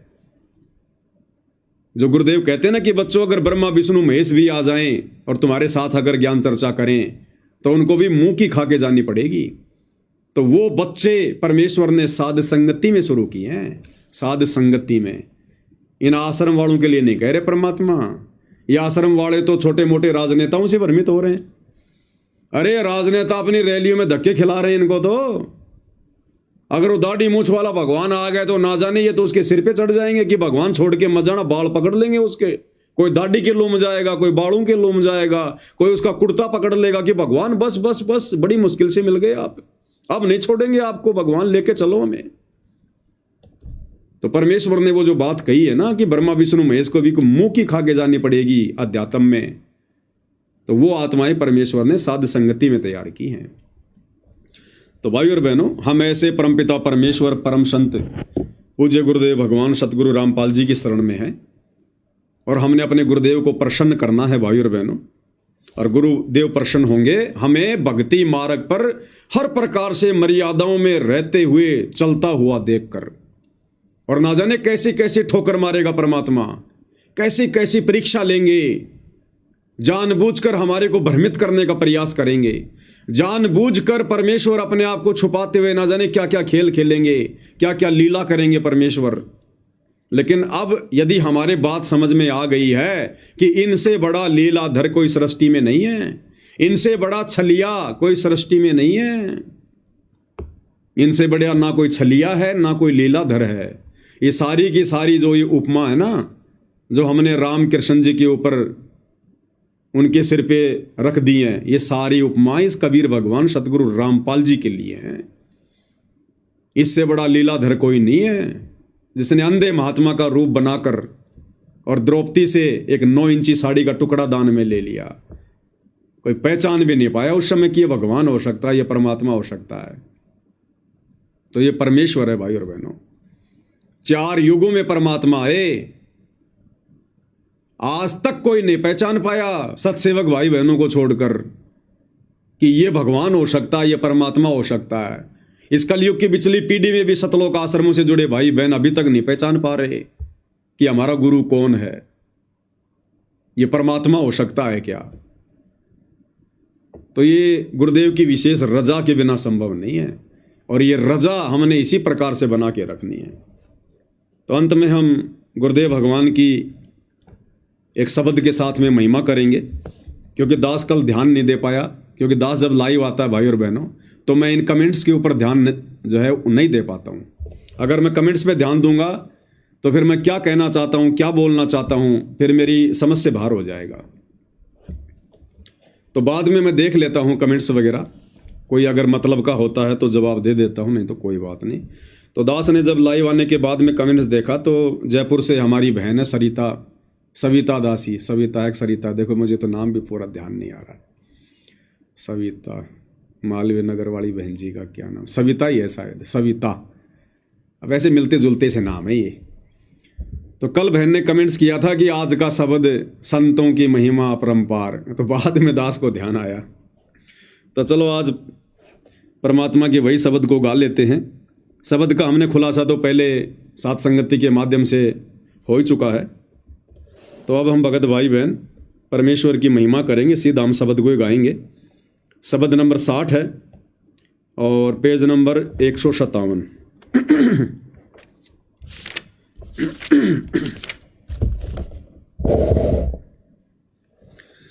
बंदी छोड़ सतगुरु रामपाल जी परमेश्वर जी की जय हो। संतों की महिमा अपरम पार, पूर्ण ब्रह्म मिले करतार। संतों की महिमा अपरम पार, पूर्ण ब्रह्म मिले करतार। ये संतों की महिमा बहुत अपरंपार है। वे स्वयं पूर्ण ब्रह्म होते हैं, स्वयं ही करतार होते हैं, लेकिन अपने आप को छुपाते हैं और फिर ज्ञान से अपनी पहचान करवाते हैं। आज म्हारे आए संत सुजान, तन मन धन वारूंगी प्राण। आज म्हारे आए संत सुजान, तन मन धन वारूंगी प्राण। चरण कमल रज डारो शीस, मानो आप मिले जगदीश। चरण कमल रज डारो शीस, मानो आप मिले जगदीश। संतों की महिमा कही न जाए, 68 तीरथ चरणों पाए। संतों की महिमा कही न जाए, 68 तीरथ चरणों पाए। संतों की महिमा अगम अगाध, नारद से उदरे प्रहलाद। संतों की महिमा अगम अगाध, नारद से उदरे प्रहलाद। ध्रुव बेटे नारद निर्वाण, अमरापुरी पर रचे विमान। ध्रुव भेटे नारद निर्वाण, अमरा पूरी पर रचे विमान। संतों की महिमा अपरम पार, पूर्ण ब्रह्म मिले करतार। संतों की महिमा अगम अगाध, बूढ़ंत राखे गज गिरहा। संतों की महिमा अगम अगाध, बूढ़ंत राखे गज गिरहा। संतों की महिमा निश्चल थीर, द्रौपद सुता के बढ़ गए चीर। संतों की महिमा निश्चल थीर, द्रौपद सुता के बढ़ गए चीर। संतों की महिमा अपरम पार, पूर्ण ब्रह्म मिले करतार। संतों की महिमा अधिक सुमेर, भिलनी के खाए झूठे बेर। संतों की महिमा अधिक सुमेर, भिलनी के खाए झूठे बेर। संतों की महिमा निश्चल अंक, बाल्मीक का बाजा शंख। संतों की महिमा निश्चल अंक, बाल्मीक का बाजा शंख। संतों की महिमा अपरम पार, पूर्ण ब्रह्म मिले करतार। ये सारी महिमा पूज्य गुरुदेव भगवान की है। ये सारे कार्य इन अवतारों के रूप में, इन त्रिदेवों के रूप में, ये सारे कार्य पूज्य गुरुदेव भगवान सतगुरु रामपाल जी परमेश्वर जी ने किए हैं। इसीलिए तो इस शब्द में संतों की महिमा है, अन्यथा हम कोई नकली संतों की महिमा करने के लिए थोड़े ना बैठे हैं यहाँ पर। तो संत रूप में परमात्मा जब जब आए हैं, चारों युगों में परमात्मा संत रूप में तो आए हैं। अपने आप को साधु कहलवाया, संत कहलवाया, सतगुरु कहलवाया। संतों की महिमा अमन अमान, देखो गणिका चढ़ी विमान। संतों की महिमा अमन अमान, कि जिनकी महिमा सुनते ही दिल को चैन आए, शांति सी आए। देखो गणिका चढ़ी विमान। गणिका को परमेश्वर ने 650 साल पहले स्वर्ग भेज दिया था। हम 64 लाख में से वो गणिका बहन इतनी अच्छी आत्मा थी जिसको दुनिया एक वेश्या की दृष्टि से देखा करती थी। उसको परमात्मा ने स्वर्ग में भेज दिया। चमरा जुल्हा तर गए और छिपा नाई रे, गणिका चढ़ी विमान में सुरगापुर दाई रे। और बाकी हम सारे के सारे नीच नरक भोगते आ रहे हैं, बार बार माँ के गर्भ से जन्म लेते हुए आ रहे हैं। और उस बहन को परमात्मा ने सीधा स्वर्ग में भेज दिया और इस समय परमात्मा उसको जन्म देंगे अब डायरेक्ट। संतों की महिमा अमन अमान, देखो गणिका चढ़ी विमान। संतों की महिमा पद गर गाप, त्रिलोचन कह पिरतिया आप। संतों की महिमा पद गर गाप, त्रिलोचन कह पिरतिया आप। यानी अपनी प्यारी आत्माओं के लिए तो परमात्मा अपने भक्तों की लैट्रिन भी साफ करते हैं। ये जो त्रिलोचन नाम का संत था जिसके दस्त हो गए थे, उसका नौकर गांव जा रहा था, परमात्मा उसके नौकर का रूप बना के आ गए थे। संतों की महिमा अपरम पार, पूर्ण ब्रह्म मिले करतार। पुंडरपुरी नामा परवान, देवल फेर छिवा दई छान। पुंडरपुरी नामा परवान, देवल फेर छिवा दई छान। काशीपुरी कबीर कमाल, गए बालद आई रसाल। काशीपुरी कबीर कमाल, गए बालद आई रसाल। परमात्मा उदाहरण छोड़ के चले गए।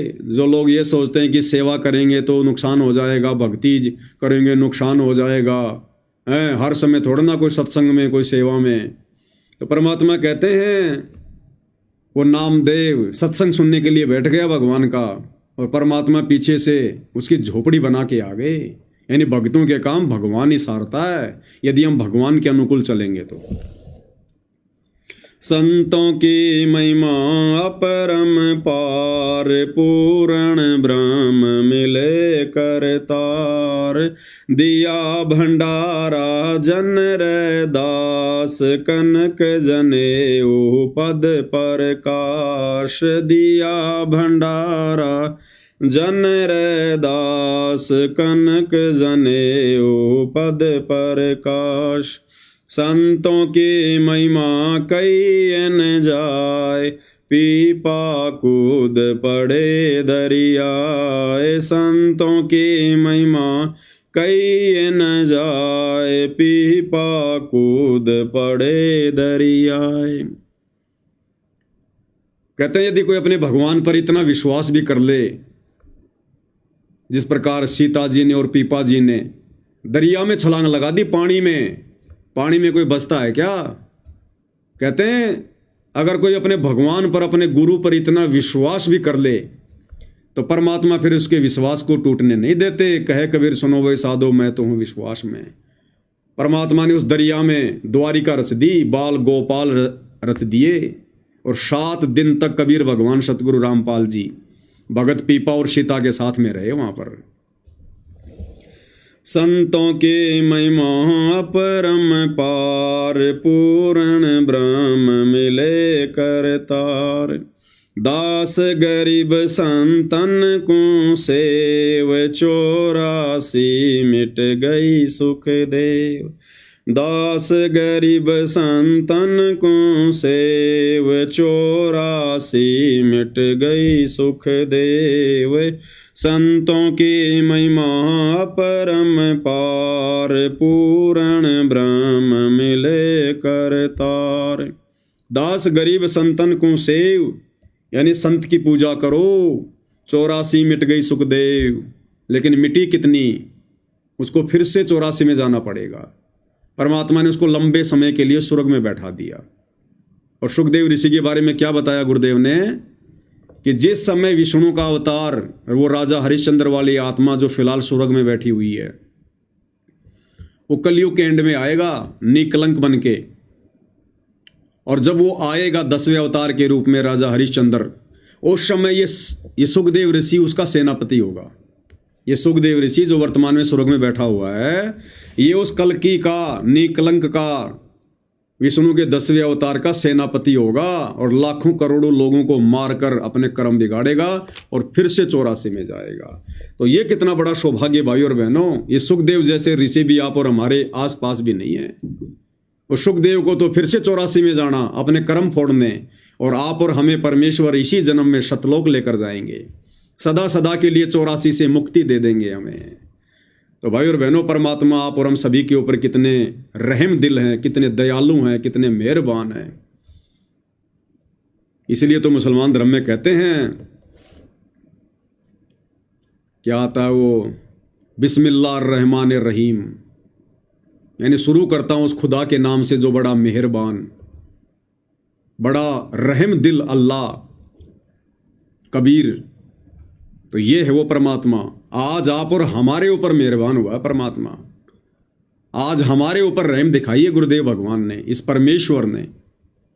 अन्यथा परमात्मा की वाणी है कि शीश उपाड़े भूमि धरे, ऊपर मच के पांव, कबीर का घर शिखर में तेरी गरज पड़े तो आओ। हम इस परमेश्वर को शतलोक के लिए यदि अपने हाथों से अपना सिर काट कर और अपने सिर को अपने पैर के ऊपर रख कर भी भगवान को प्रसन्न करना चाहें, तो भी ये परमेश्वर रामपाल जी प्रसन्न नहीं होते। लेकिन आज देखो कैसे सहज में परमेश्वर ने हमारे ऊपर रजा बख्श दी है। तो इस रजा को यदि किसी ने ठुकरा दिया भाई और बहनों, गुरुदेव के नियम तोड़कर, मर्यादा तोड़कर, उनको नाराज करके, कहते हैं जिन बातन से गुरु दुख पावे उन बातों को दूर भगावे, फेंक दो उठा के, चाहे कितनी कीमती हो, कितना कीमती रिश्ता हो, कैसा ही धन हो, उठा के फेंक दो। कौड़ी के भाव नहीं, परमेश्वर प्रसन्न करना है। तो आज ये मौका गुरुदेव ने आप और हमारे ऊपर फरमाया है और हमने इस मौके का भाई और बहनों भरपूर लाभ उठाना है। एक भी माइनस पॉइंट हमने अब नहीं छोड़ना इस कलयुग की पिछली पीढ़ी में, और अपने इस मनुष्य जीवन को अंतिम मनुष्य जीवन बनाना है। अंतिम, ये हमारा टारगेट होना चाहिए।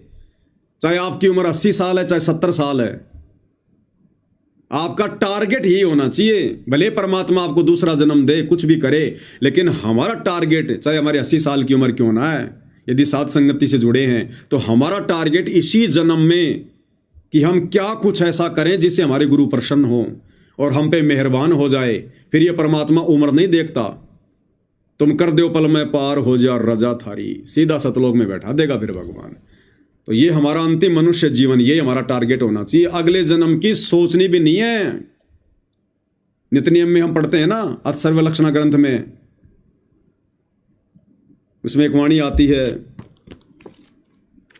शायद पेज नंबर 30 के ऊपर होगा, अथ सर्वलक्षणा ग्रंथ। इसमें एक वाणी आती है, अकल अकीन ए जन्म जति अट सिद्धि नो निधि ख्याल। अकल अकीन ए जन्म जति, कि हे परमेश्वर आप हमें इतना विश्वास दो, हमें इतनी दृढ़ता दो कि हम इस गंदे लोक में दोबारा से जन्म लेने की ना सोचें। अकल अकीन ए जन्म जति, हम इतने दृढ़ हों कि दोबारा इस गंदे संसार में जन्म लेने की भी ना सोचें, इसी जन्म को अपना अंतिम जन्म बनाएं। तो इतने दृढ़ता भाई और बहनों परमेश्वर की विशेष रजा के बिना नहीं मिल सकती।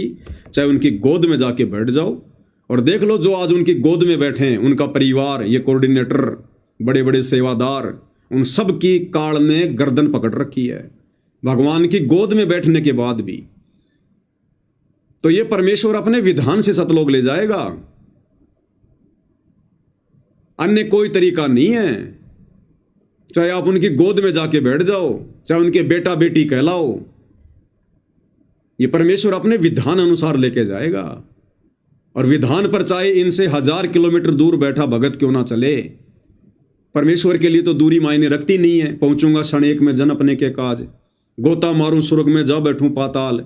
ये परमात्मा तो बिजली से भी तेज गति से अपने भगत के पास पहुंच जाता है। तो चाहे कोई जापान में बैठा हो, चाहे अमेरिका में, चाहे इंग्लैंड में, चाहे इटली में, परमेश्वर के लिए तो दूरी मायने रखती नहीं है। ये तो 16 संकोश शतलोक से एक क्षण में आ जाता है। तो लेकर उसी को जाएगा जो इनके विधान के अनुसार चलेगा, रैनी करनी करेगा। इसीलिए तो सत्संग सुनाने की आवश्यकता पड़ती है, इतना ज्ञान, इतना संघर्ष करने की आवश्यकता पड़ती है भगवान को। ऐसे ही भगवान के कलयुगी बेटा बेटी बनके, भाई बंधु रिश्तेदार बनके, पोता पोती, मामा चाचा फापा फूफी बनके, ये कोई आज तक ना कोई पार हुआ, ना कोई हो पाएगा। अरे भगवान का बाप बनके आज तक कोई पार हो सकता है क्या? कोई हुआ है क्या? भगवान का गुरु बनके कभी कोई पार हुआ है क्या? भगवान के बेटा बेटी कभी पार हुए हैं क्या? इन नकली भगवानों के बेटा बेटी पार नहीं होते। उस प्रद्युम्न ने श्री कृष्ण को अपना बाप मान के कि मेरा बाप 3 लोक का स्वामी है, और दुर्वासा ऋषि के साथ में कितनी बड़ी उसने बदमाशी कर दी, 56 करोड़ यादवों का सत्यानाश करवा दिया उसने। तो भाइयों और बहनों, यहां तो नकली भगवानों के बेटा बेटी भी पार नहीं हो पाते हैं, उनको भी उनका भगत बनना पड़ेगा नेक्स्ट जन्म लेकर, क्योंकि उस जन्म में उनका अभिमान, उनका अहंकार, उनकी वो सोच निकल नहीं सकती। इसलिए आप और हमारा सौभाग्य, परम सौभाग्य, जो हम गुरुदेव भगवान के किसी भी सांसारिक रिश्ते में नहीं है। हम उनके बेटा बेटी, भाई बंधु रिश्तेदार, दूर दूर तक हम उनकी रिश्तेदारियों में नहीं है। ये आप और हमारा परम सौभाग्य है। नहीं तो आप और हम भी इसी प्रकार राजनेताओं के तलवे चाट रहे होते, आज अपने कर्म फोड़ रहे होते, और दूसरे भाई बहन साथ संगति से जुड़कर भक्ति की मौज लूट रहे होते। तो ये हमारा बहुत बड़ा सौभाग्य। तो भाई और बहनों, आज की साथ संगति में केवल इतना ही। गुरुदेव भगवान हम सबको आशीष दे, हम सभी का मार्गदर्शन करे, हमें आशीर्वाद दे, और इसी प्रकार से हम काल की प्रत्येक सूक्ष्म चाल को समझकर अपना बचाव करते हुए गुरुदेव के आशीर्वाद से इस भक्ति मार्ग पर निरंतर आगे की ओर बढ़ते रहें। इसी के साथ आज की साथ संगति को विराम। बंदी छोड़ सतगुरु रामपाल जी परमेश्वर जी की जय हो।